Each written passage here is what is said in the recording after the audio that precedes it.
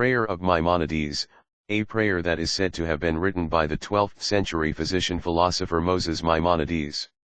Like the famous Oath of Hippocrates, the prayer of Maimonides is often recited by new medical graduates. This prayer, which is also called the Prayer of Moses Maimonides, is now thought to have been written, not by Maimonides, but by Marcus Herz, a German physician, pupil of the German philosopher Immanuel Kant, and physician to the great English philanthropist Moses Mendelssohn. The prayer first appeared in print in 1793, which may be when it was written. Irrespective of who wrote it, it is an extraordinary prayer. It reads as follows. Almighty God, Thou hast created the human body with infinite wisdom.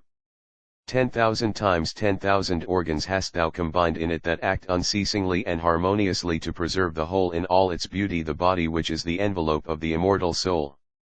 They are ever acting in perfect order, agreement and accord. Yet, when the frailty of matter or the unbridling of passions deranges this order or interrupts this accord, then forces clash and the body crumbles into the primal dust from which it came. Thou sendest to man diseases as beneficent messengers to foretell approaching danger and to urge him to avert it. Thou hast blessed thine earth, thy rivers and thy mountains with healing substances, they enable thy creatures to alleviate their sufferings and to heal their illnesses.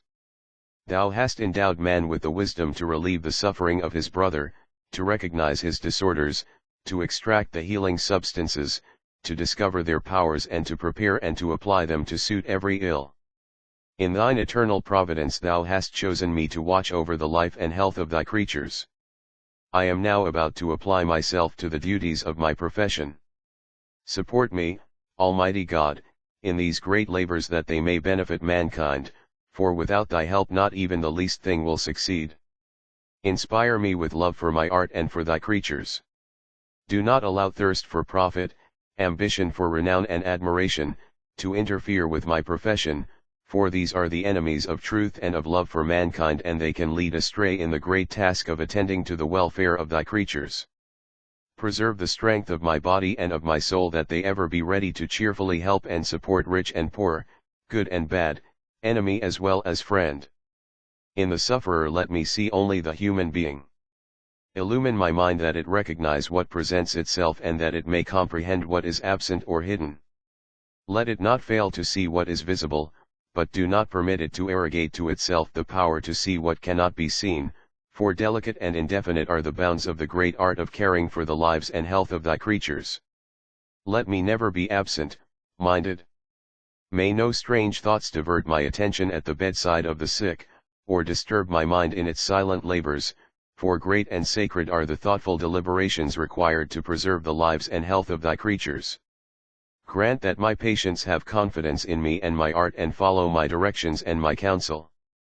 Remove from their midst all charlatans and the whole host of officious relatives and know-all nurses, cruel people who arrogantly frustrate the wisest purposes of our art and often lead thy creatures to their death. Should those who are wiser than I wish to improve and instruct me, let my soul gratefully follow their guidance, for vast is the extent of our art.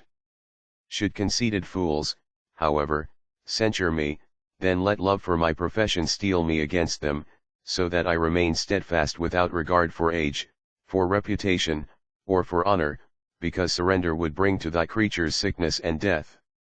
Imbue my soul with gentleness and calmness when older colleagues, proud of their age, wish to displace me or to scorn me or disdainfully to teach me. May even this be of advantage to me, for they know many things of which I am ignorant, but let not their arrogance give me pain. For they are old, and old age is not master of the passions. I also hope to attain old age upon this earth, before thee, Almighty God. Let me be contented in everything except in the great science of my profession. Never allow the thought to arise in me that I have attained to sufficient knowledge, but vouchsafe to me the strength, the leisure and the ambition ever to extend my knowledge. For art is great, but the mind of man is ever expanding.